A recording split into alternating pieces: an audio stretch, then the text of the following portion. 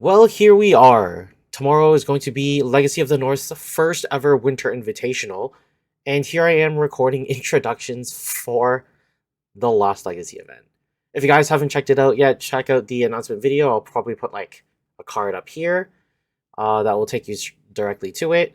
600 subs, we're going to do a giveaway, and then 1,000 subs, we're going to do a bigger giveaway. And if you haven't watched any of the videos before this, apologies for the glare. Because of the invitational tomorrow, I won't have enough time to put up the digital cards, so hopefully it's not too bad for these next 3 videos. Okie dokie, enjoy the top 8. Hello, and welcome back to the face-to-face Legacy side event coverage. We are here for round 1 of the top 8 cutoff. So this will be a quarters final match, and this is going to be Jaime on player 1 side playing Dimir Death Shadow, and it's going to be his opponent on player 2 side. We have Stefan playing, he wanted to call it Jewel.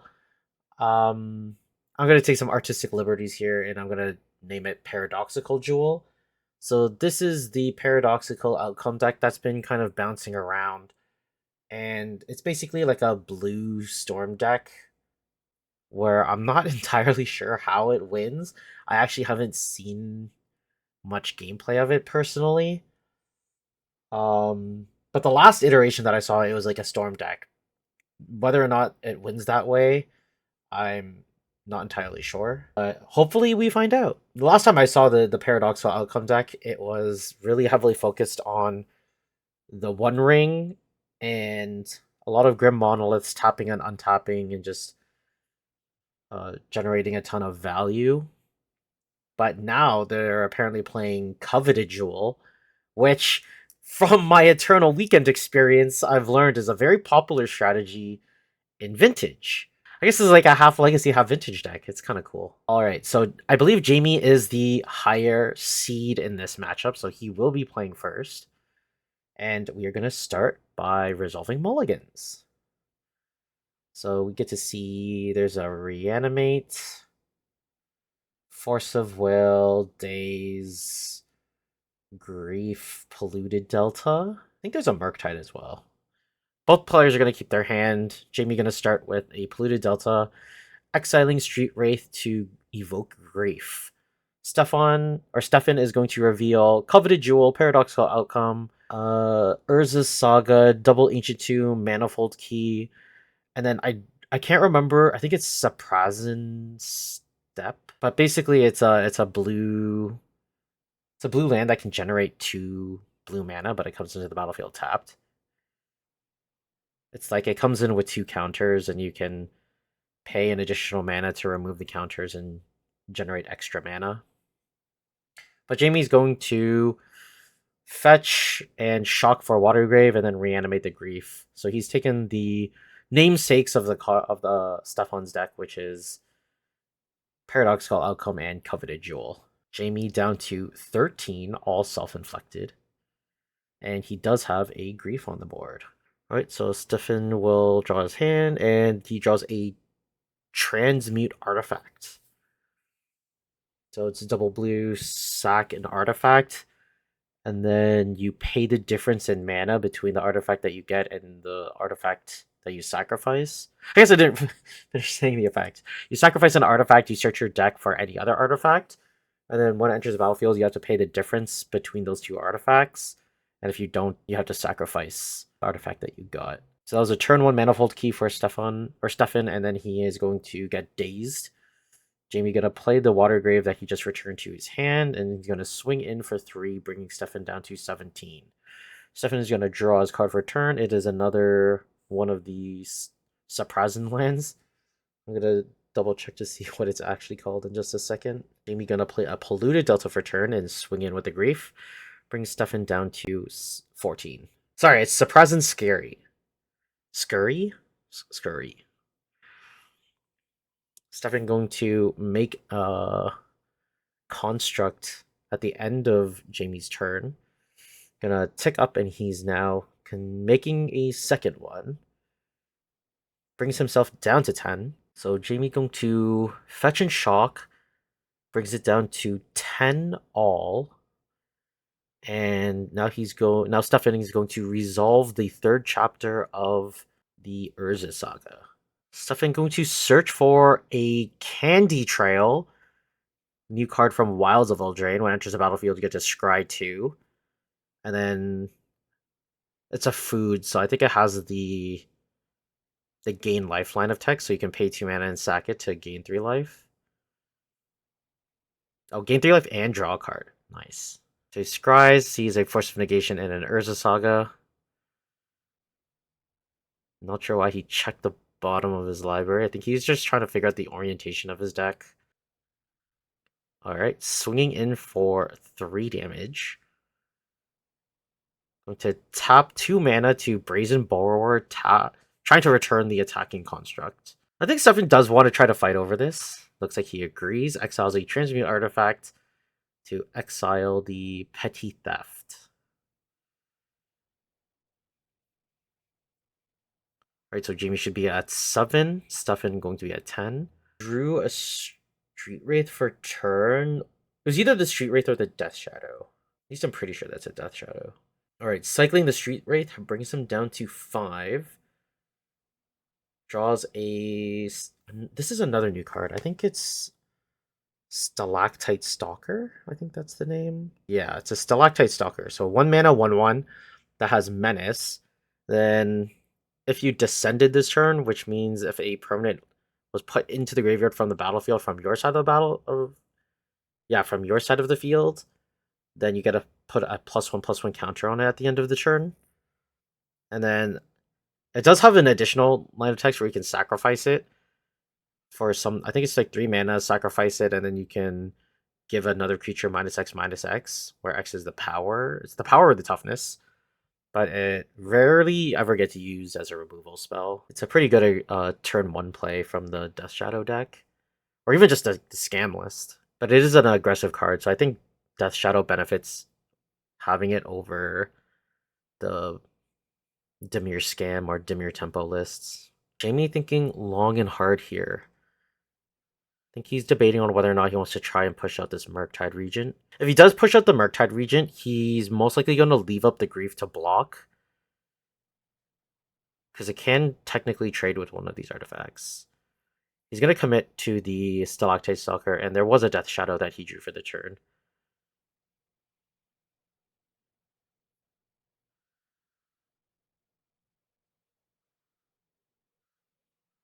I'm not sure.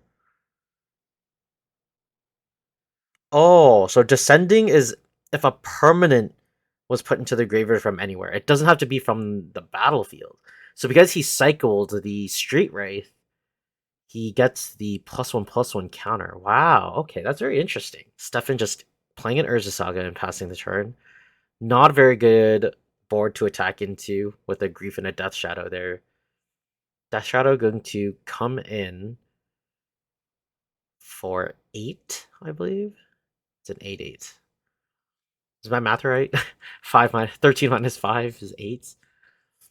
Stefan gonna chump block with one of the constructs. And down comes a Murktide Regent. So only 2 sorceries and instants in there. It is going to be a 5/5. Stefan going to draw for the turn. It's a 3rd Urza Saga. Not really looking like a combo deck here. There's only seen Urza Saga action. I guess it doesn't help that Jaime's playing the scam package, and Stefan basically starts the game with his 2 best cards missing.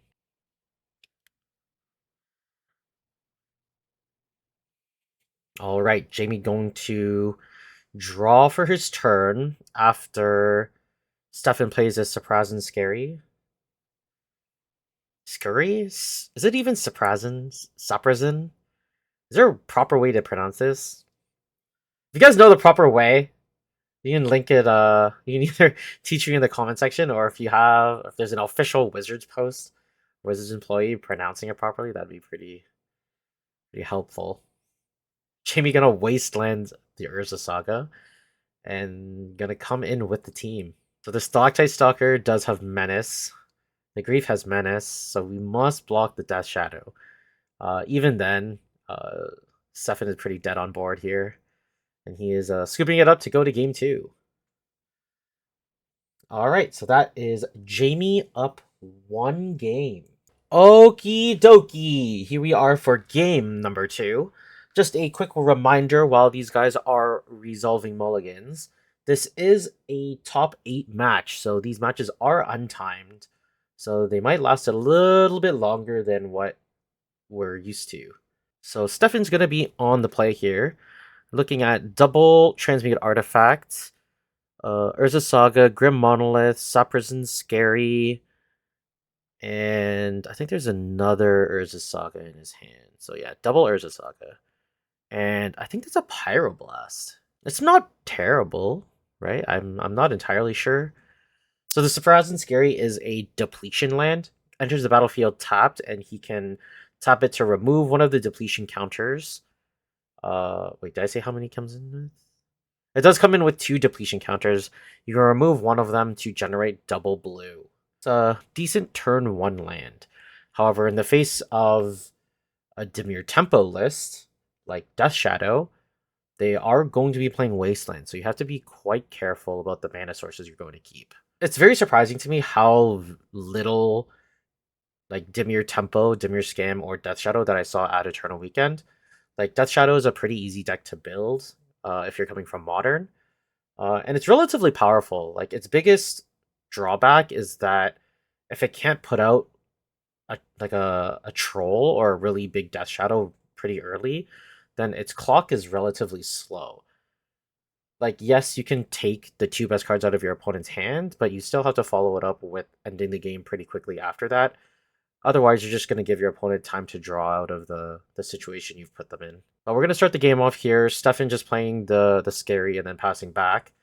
And Jaime responding with cracking a polluted delta into the stalactite stalker.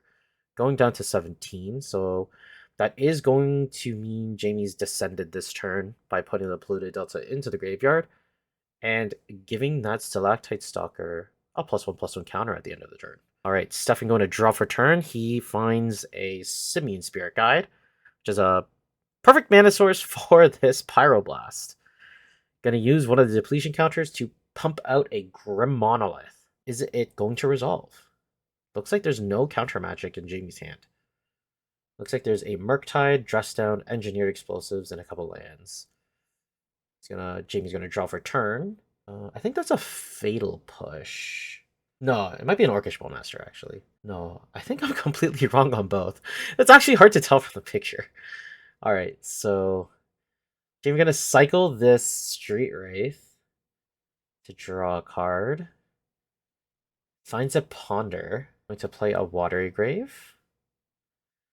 Go down to 13.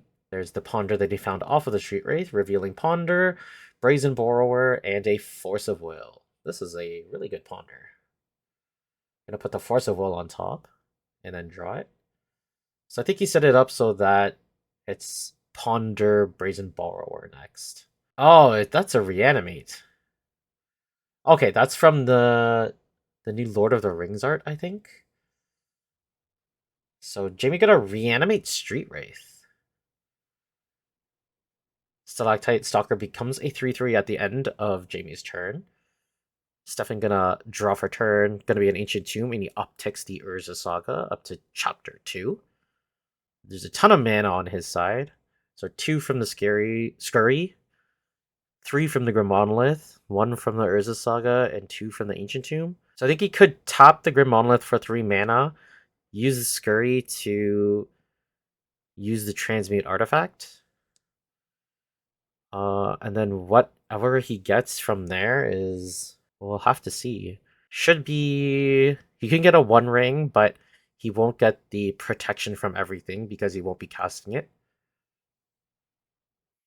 I guess he could go for a Coveted Jewel, which would let him draw 3 cards and tap for 3 more mana, but what he does from there, I don't think you want to be doing it because it's basically like Monarch. If Jaime ever does combat damage while that Coveted Jewel is on the battlefield, then Jaime will get to draw 3 cards, and I don't think that's the situation you want to be in. All right.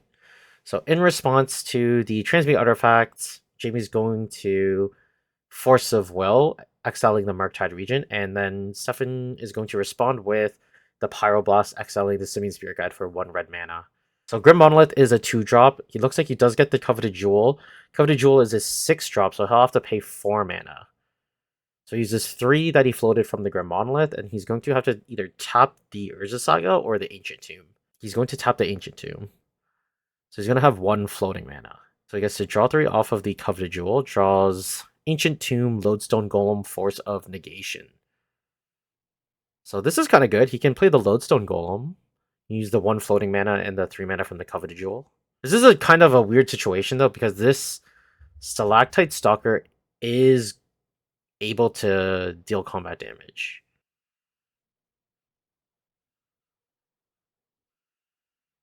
Whoa, okay, so Coveted Jewel tapping for 3 blue mana, going to transmute artifact again. So he has 1 blue, 1 generic. Whoa, that's a Paradox Engine. Phyrexian Metamorphs, there's 1 rings. Yeah, I'm really confused. I don't know exactly how this deck wins. Is there like a Thassa's Oracle where he decks himself out? Is it just beat down with Lodestone Golems? Does it just rely on Urza's Saga constructs? He finds a 1 ring. I would really, really like to know how this deck wins. I'm really pulling for Steven right now. Just so we can get just so we can find out how this deck wins and so we can get a game 3. Yeah, so Stefan still has 2 mana floating because 1 ring costs less than the Coveted Jewel. Stefan gonna use the 2 floating mana to play a Grim Monolith. Gonna use the Urza Saga and the Grim Monolith to pay for the Lodestone Golem. Alright, Jaime going to untap and draw, finds the Brazen Borrower.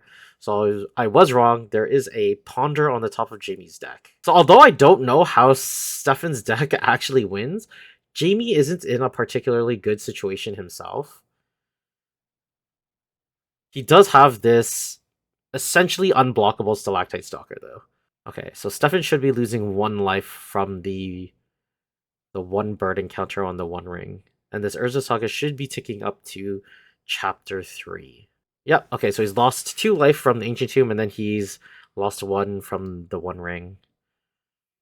So he's going to make an artifact creature, or sorry, make a construct, and he's going to search for a 0 or 1 drop.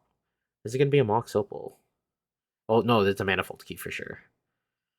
Completely forgot that is in the deck. I don't know how I forgot, but this looks like a good position for Stefan, but again, is this strategy just to beat down? Why do you need the paradoxical outcomes? Gonna search for a Tormod's Crypt to stop a Murktide region, potentially? I do think the Manifold Key is probably the better option. Being able to untap your Grim Monolith in your 1 ring for multiple activations is a very good idea. And you're already taxing with the Lodestone Golem, so Jaime's already shown that he hasn't done anything last turn. So probably pretty hard for him to put something into the graveyard, let alone 2 more things. Actually, even 3 more things. Because Murktide is a 7-drop, which with the Lodestone Golem effectively makes it an 8-drop. To activate the 1 ring to draw 2 cards, there's a Mox Opal and another Simian Spirit Guide. So still has not played a land for turn. There's an Urza Saga. There's Mox Opal. Storm Count is at 1. Going to crack the Tormod's Crypt. So maybe he's afraid of a Murderous Cut. Really, not attacking with the Lodestone. Interesting. How big is the Street Wraith? Is it a 3/4? Oh, it is a 3/4, so it would trade. Okay, this makes sense. So I think we rely on the... We're going to get carried on the back of this Urza Saga. But Jaime going to cast a 2 mana Ponder here.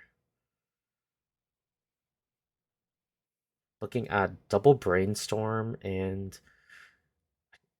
I forgot what the 3rd card is. Jaime deep in the tank. His Engineered Explosives not looking too impressive. I think the only things right now that I can get are the Construct tokens and the Mox Opal. So if we see that Stefan actually really heavily relies on the Urza Saga and the construct tokens, then the engineered explosives isn't too bad.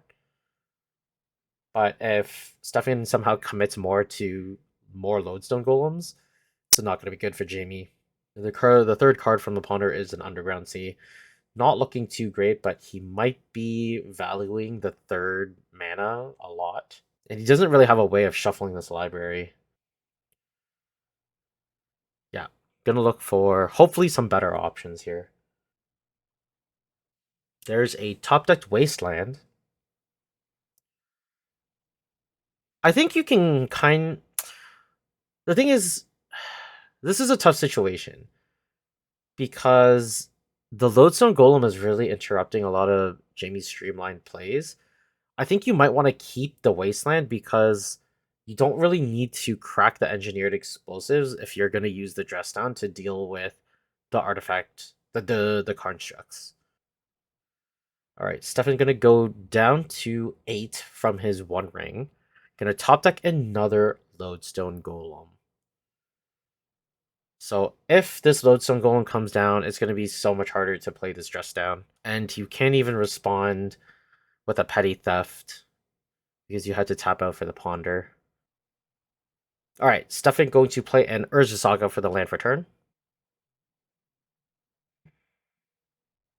Stefan going to go to combat, and he is going to swing in with the Lodestone Golem and the Construct. Construct is a 5/5.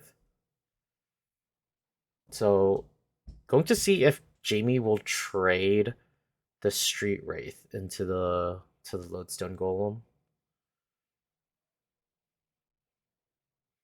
Looks like he is. And he's gonna chump block the Construct. Not a great position here because Jaime's now traded his entire board to effectively make 0 changes to Stefan's if Stefan commits to the Lodestone Golem.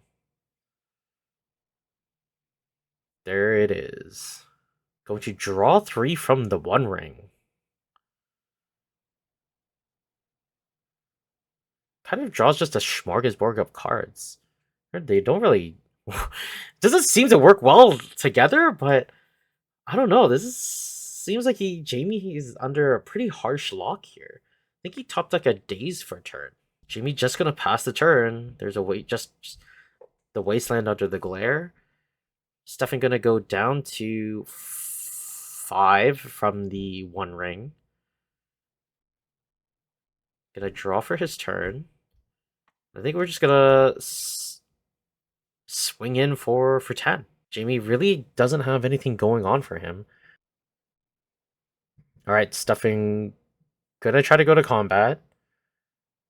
Oh no, he has to resolve this Urza Saga. All right, so he is deep in the tank over it. Going to search most likely for a manifold key. I don't think he has any other targets. I didn't see a candy trail while he was looking through. There's no point in getting a second Mox Opal. So he floated 1 off of the Urza Saga. Gonna tap for 2 blue. I guess he's just counting like floating generic mana anyway. Uses 1 of the floating mana to activate the manifold key to untap the Grim Monolith. Gonna hardcast a 1 ring. This is to reset the counters on his other 1 ring. All right, swinging in for 5. Going to flash an address down in response before attackers. Yeah, and Jaime's just going to die because he can't cast anything through this Lodestone Golem. So that will be Stefan taking game number 2, tying it up 1-1. Alrighty, here we are for game number 3. We found out that Stefan really just kind of beats in with huge Lodestone Golems and Construct tokens.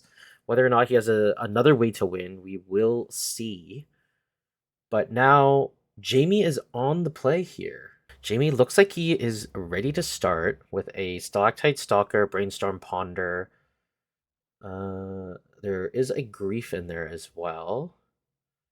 Along with a Force of Will and what looks to be like a Murktide and a land.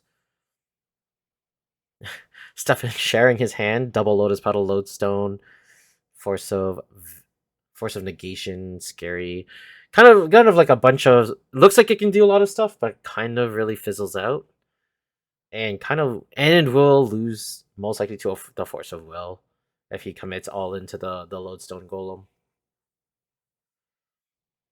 So Stefan going to mulligan down to 6. Okay, here we go. Let's take a look at Stefan's 6. Lodestone Golem well, that was a fast hand shuffle. Paradox Engine, Mox Opal, Urza Saga, Simian Spirit Guide, Lodestone Golem, and I think that's a Shadow Spear in the middle. Nope, I think that's a One Ring. So Lodestone Golem, Simian Spirit Guide, One Ring, Urza Saga, double Opal, and a Paradox Engine. Not amazing. Doesn't really have the fast mana that he's looking for.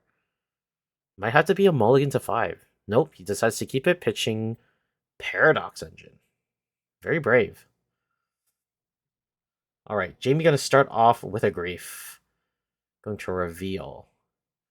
I think if you're Jaime, you just take the Lodestone Golem here. I don't think anything else is very terrifying. I guess Jaime doesn't have a reanimate spell. I mean, it's either like you don't care about the Mox Opals and you don't care about the Simian Spirit Guide. I guess if you're really afraid of the One Ring, there's some argument you can make for a Simian Spirit Guide, but I really don't think that's what you want to be doing. All right, so Jaime gonna go after the One Ring and just play a land and pass the turn.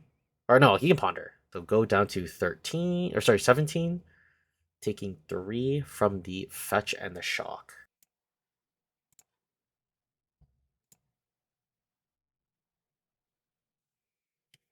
Alright, so Jaime pondering sees Hull Breacher, Orcish Bowmasters, and Death Shadow. Doesn't find a second land, so he might be shuffling. Or is he drawing into the Orcish Bowmaster? Actually, no. Is it an Orcish Bowmaster or is it a Reanimate? They kind of have a very similar border or a similar frame. Down comes the Urza Saga that we know about from Stefan. So I'm gonna pass the turn. Looks like he drew a Force of Will for the turn. I'm gonna draw the Death Shadow that we know about. So it is a Reanimate. I don't think he's playing Bowmasters. The list is pretty tight. Reanimate is going to target the Grief. Grief is gonna resolve. Gonna take the Lodestone Golem. So Scam doing scammy things. Go down to 13 from the Reanimate. And going to pass the turn. Stefan gonna draw. It's a Force of Negation. And I think he's just gonna pass the turn. Alright, Jaime gonna draw. It's the Hull Breacher that we know about. I think it might be time to dig for some lands with this Brainstorm after we attack for 3. Alright, main phase 2, gonna Brainstorm. Finds Reanimate. Scalding Tarn. Flooded Strand. Pretty good. Gonna put back a Reanimate because there's no creatures that we want to take. And he might be considering putting away the Death Shadow. Yeah, gonna put back the second land and fetch them away. Looks like he's gonna bring himself down to 10 and then play the Death Shadow. So Stefan looks like he wants to Force of Will the Death Shadow. Alright, Jaime looks like he was gonna force back. Gonna pitch the Hull Breacher. Making the Death Shadow a 4/4. Stefan gonna draw for turn. Gonna lose his only land.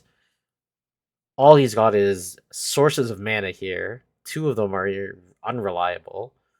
However, once he fetches for the artifact, his Mox Opal can actually turn on. What is he going to find? Most likely going to be a key. It could be the Tormod's Crypt as well. I do think it's hard for Stefan's deck to deal with a Murktide Regent that has resolved. Like, the best way of dealing with it is to just prevent it from coming down into play. Like, he already has 2 threats to deal with already. Like, playing a Murktide from Jaime is kind of putting nails in the coffin. This game is looking kind of over for Stefan. Alright, so it looks like he is committing to the Manifold Key. He is on a 3-turn clock at the moment, but I'm pretty sure Jamie's gonna be playing a Murktide next turn, and that will significantly speed up the clock.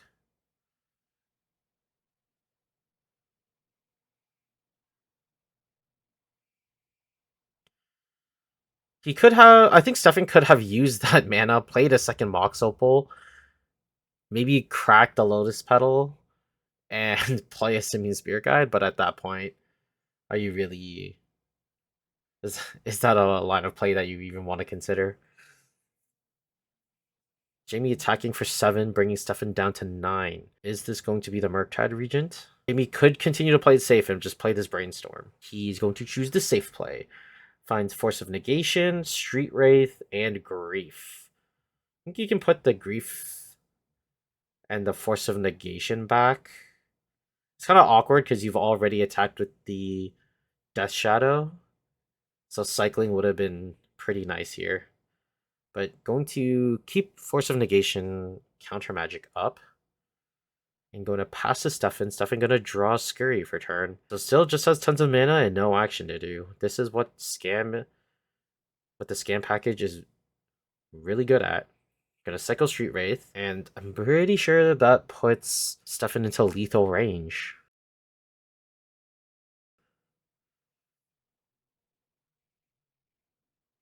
And that is the game. Jamie will take it over Stefan 2-1. Hope you guys enjoyed that one. I kind of really wish that we saw the Paradoxical Outcome deck kind of do its thing. But hopefully next time. We'll catch you for the semifinals.